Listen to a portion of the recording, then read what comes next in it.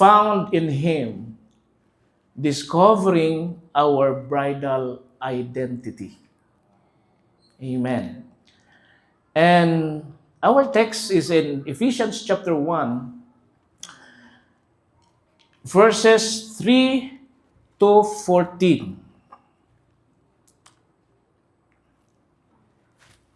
Okay? Ephesians 1, 3 to 14. Pwede na ito ma-project, and I request everybody to please stand up as we honor the word of the Lord. We'll read these verses together.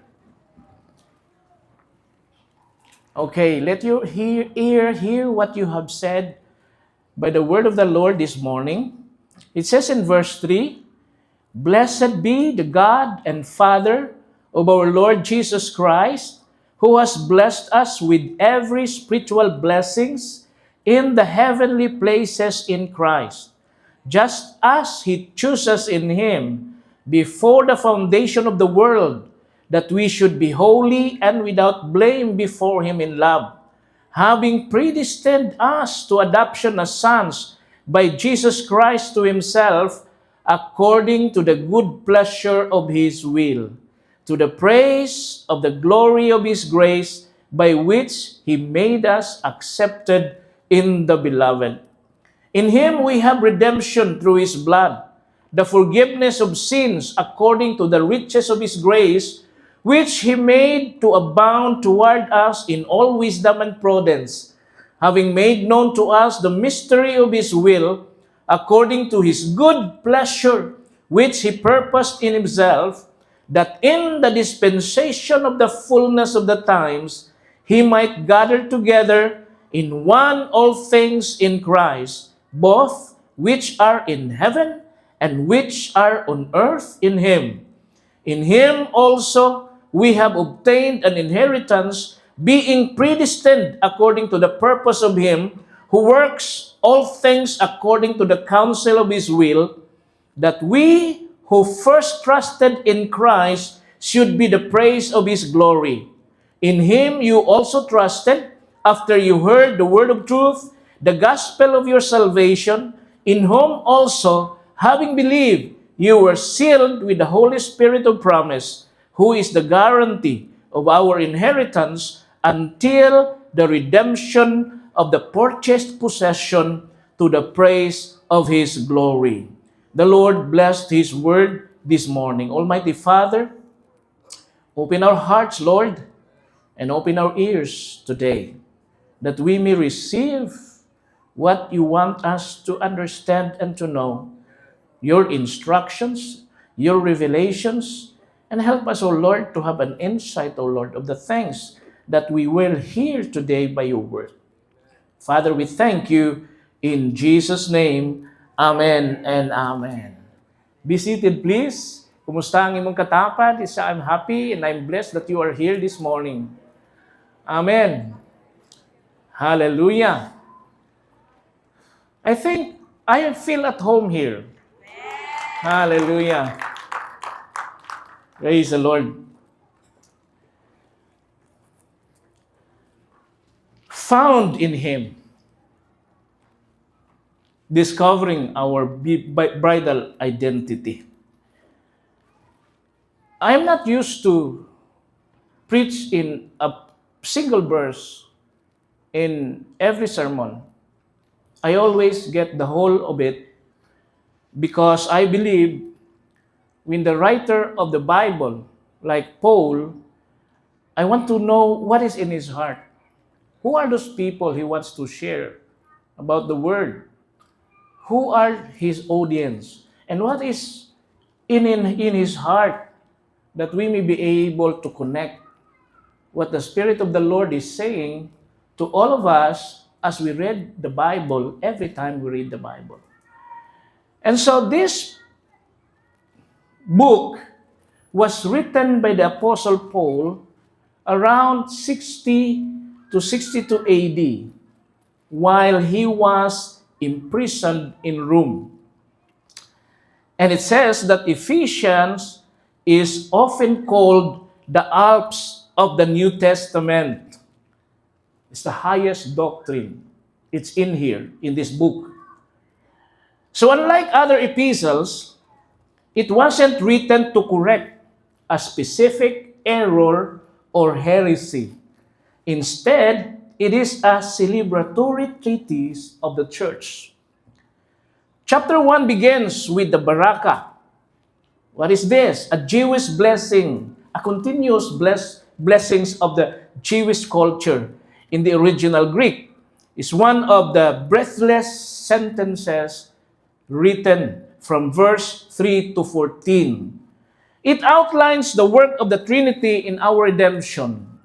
Verses 3 to 6, the Father chose us. Verses 7 to 12, the Son redeemed us. And in verses 13 and 14, the Spirit sealed us. Amen. So this is the background in chapter 1 of the book of Ephesians as Paul wrote this to the Ephesian church. Now, most of us spend our entire lives trying to answer one question. And what is that question? Who am I? So muna doon na isa ka singer nga naghimog kanta, who am I? Amen? Always. Mao gyud ang pangutanas kinabuhi. And of course, we try to answer it with our business cards, our bank accounts, or maybe our social media followers. So may daghang followers din. Ako kay wala gyud ko'y follower ay. Hallelujah. Praise the Lord. So what if I told you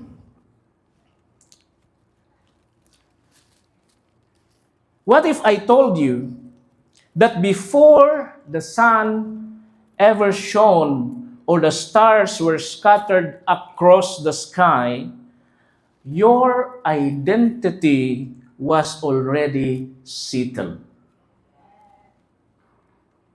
Are you with me? Amen. What if I told you that you aren't who the world says you are? Or even who you feel you are?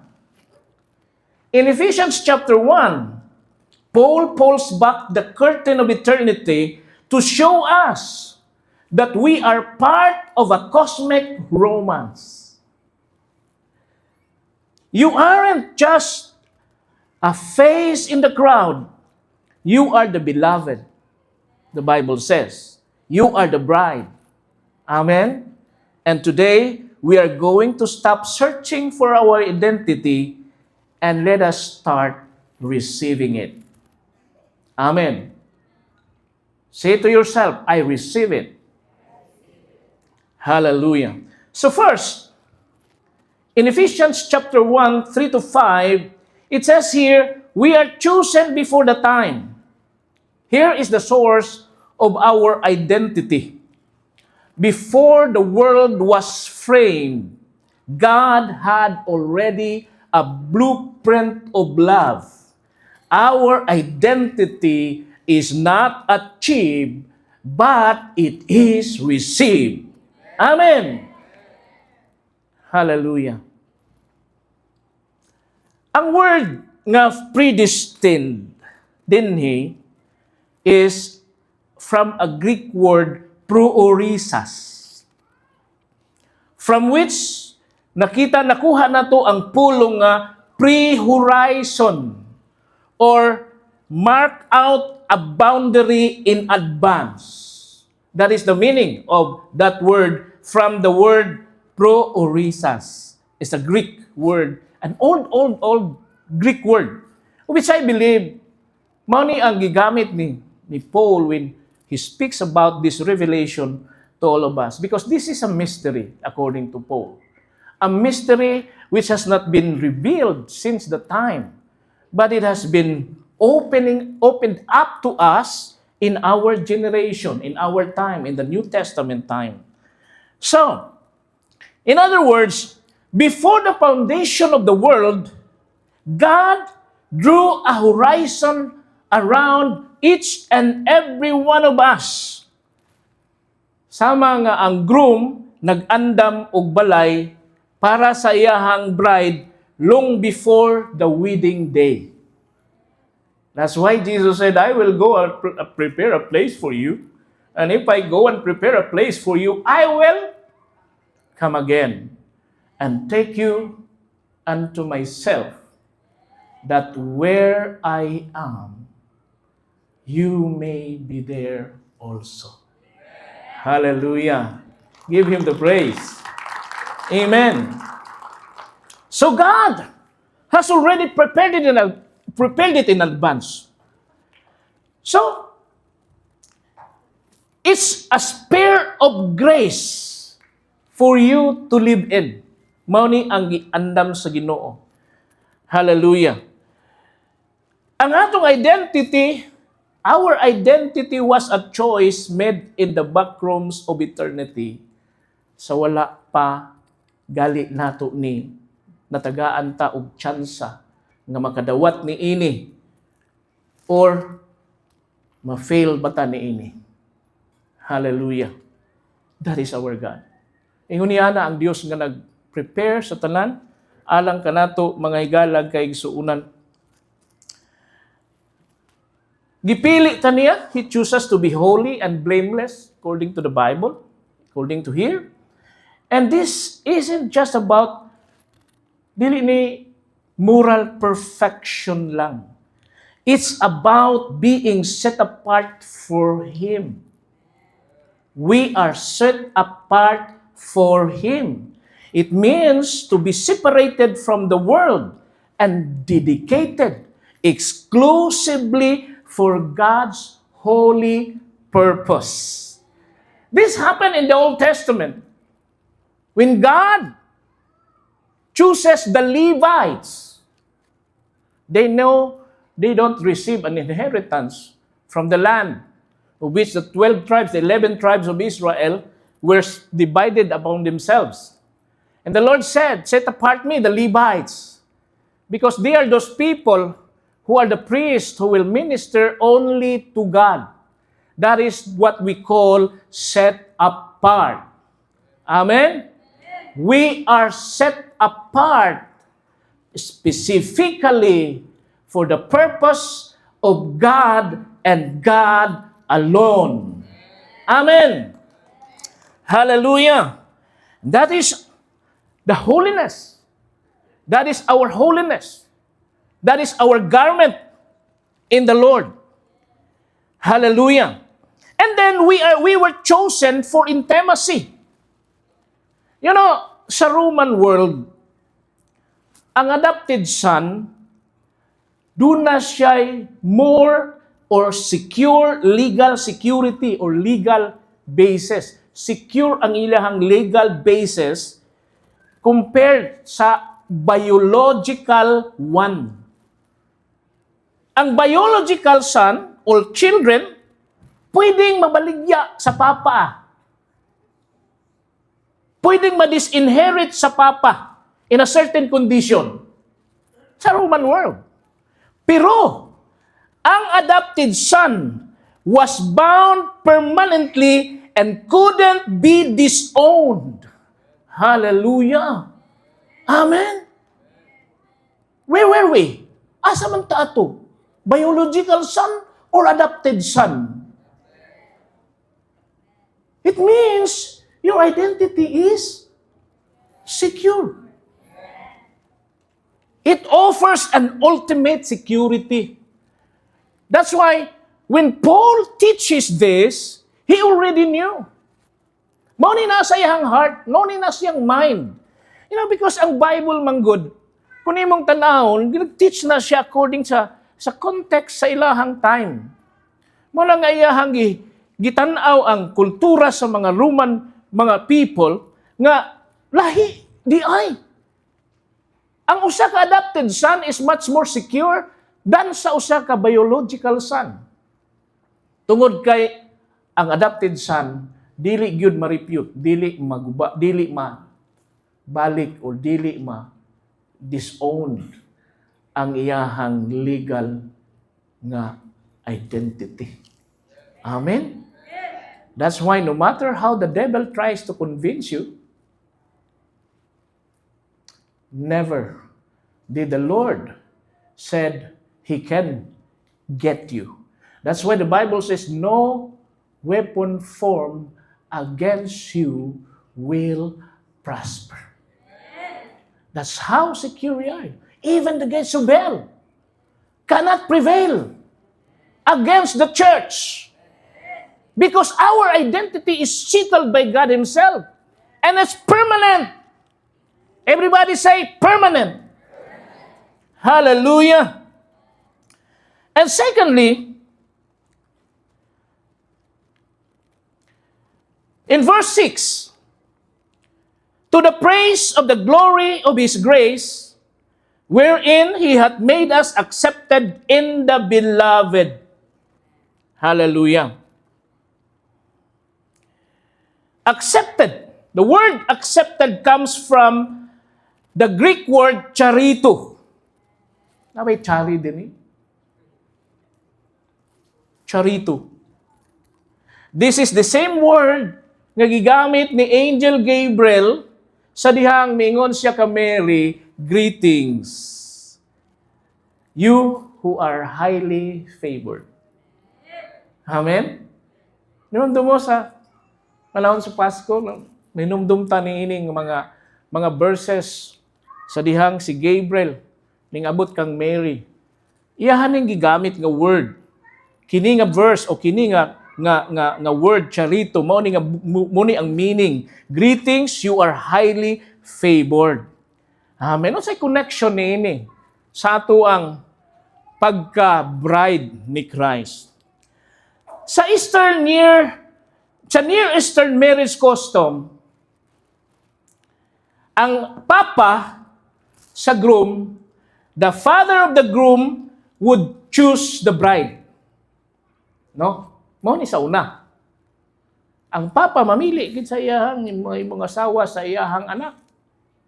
Karon sugot mo ana? Insay mo sugot? No? Why? Because our culture is very much different. Ang biblical context man good mga igsoon is a kingdom. Is a kingdom government, is a kingdom set up. While we are living in a democratic government, it's very far. Sa una, ang papa mo'y magbuot, ang hari mo'y magbuot. Iya manggod tanan ang iyang kabtangan. So wala gyoy musupak ni ana. Pero karon gihapon na nga mga kultura sa sa Middle East, they are still using this kind of custom. Even the Jewish people, the Muslim people, they are still using this custom. Dili ka makadbalibad. Kung mayroon yung papa nga, muna imuhang pamanhunon. Muna imong pangasawunon. Hallelujah. So, mao ni ang concept nga gisulti din ni Paul, no, sa Near Eastern marriage custom. So ang papa mo'y mupili kinsa iyang bride. And then ang groom mao'y mo bayad sa iyahang bride. Hallelujah. Amen. Kaya kasi kasabot ubon sa ng dori. Mao na'y bayad. Now, nami connection sa Muslim ministry. And one day, nagtawag sa among meeting ang amo ang leader. Ingon sila mga pastors. Kanang na-request, na-hangyo ang usa sa ato ang disciple because we are discipling Muslim or Maranao leaders. Sa taas, among gidala diri sa ubos, kay mas safer man kung sila'y manaog, kaysa kami musaka. Sila nanaog din training namo for 3 days, discipleship. Sabtan ug unsa ang connection sa Quran and sa Bible. We are studying all that because we want to connect with these people. They are the sons of Abraham. And whether we like it or not, we have the same father. Amen? So that burden develops in our heart, and that is why until today, we have that so-called, pero secret lang. Secret lang. So one day ingon siya, Mga pastors, naghangyo ang atong usa sa mga disciple, iyang anak magminyo, ang duri 500,000. Ang ilahang nalikom nga kwarta, 400 lang. Pila daw atong mapuno. Hallelujah. Na-appeal me. Nag-amot-amot me. Para nga, dili ma-offend. Para ma-love, ma-connect, na ay connection. And praise the Lord. Salamat sa Ginoo, nalipay sila. Kay ang babae, tulo ka buok ang iyahang gustong muminyo. Ang usa anak sa colonel, ang usa anak sa politiko, ang usa anak atong among disciple nga ordinaryo ra nga tao. Unya, ingon ang babae nga, paningkabuti ba nga makakuha kag 500,000 kay di ikaw raman akong love. Dili man ako love to sila. Amen. Kay dili man niya pwedeng mano kung naay kwarta. Because there is always a bride price. Amen? Madugay ta diha. Hallelujah. So imagine nimo mga igsoon, na sa dihang ang prince mupili og usa ka ordinaryo lang nga bride. Hallelujah. The moment she is accepted in the beloved. Listen to this. The moment she is accepted in the beloved, she is no longer defined by her poverty. She is defined by the prince status. Hallelujah. Amen? So when the father looks at the bride, he doesn't see the rags. He sees the robes of his son. Amen. So when the father looks at the church, we are the bride. When the father looks at the church, he doesn't see our past, our failures, our rags, but he sees Jesus in you. Hallelujah. Amen. What a great privilege and blessing that we have received from the Lord. Kasayod ta nga sa New Testament, the word the beloved is a specific title nga gihatag kang Jesus lang. But by being in the beloved, the church takes on the identity of the Son. Hallelujah. Look at your neighbor. Inanay mo katapan, I see Jesus in you. Amen? Hallelujah. So to be accepted, charito, means to be highly favored or grace. That is what it means. Just as the bridegroom bestows his name, his status, his wealth upon his bride, Christ bestows his righteousness upon each and every one of us. Hallelujah. Maunay word nga gingon sa Bible nga nadawat nato ang righteousness ni Christ freely. But there's something more in that when Paul explained it in Ephesians. That's charito.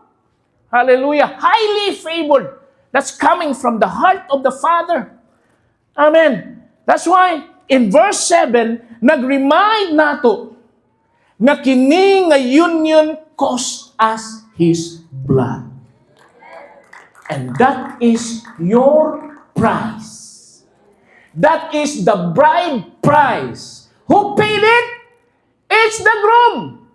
Si Jesus nagbayad. How? By His own blood. Salamat sa tubig.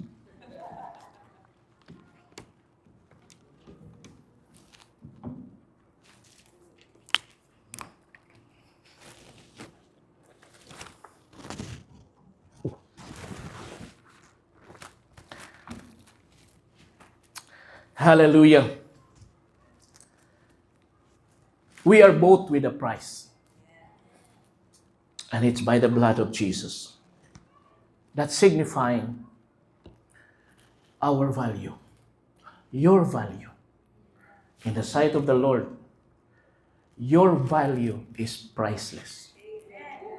Hallelujah. Amen. When God planned to save you, He doesn't just think about accumulating money, gold, silver, precious stones. It cannot pay the price. Why? Because the price is so vast. Only by the blood. Only by the blood of the Lord Jesus Christ. That's where your value is. Hallelujah in the Lord. And lastly, the security of our identity. Sealed for the days of marriage.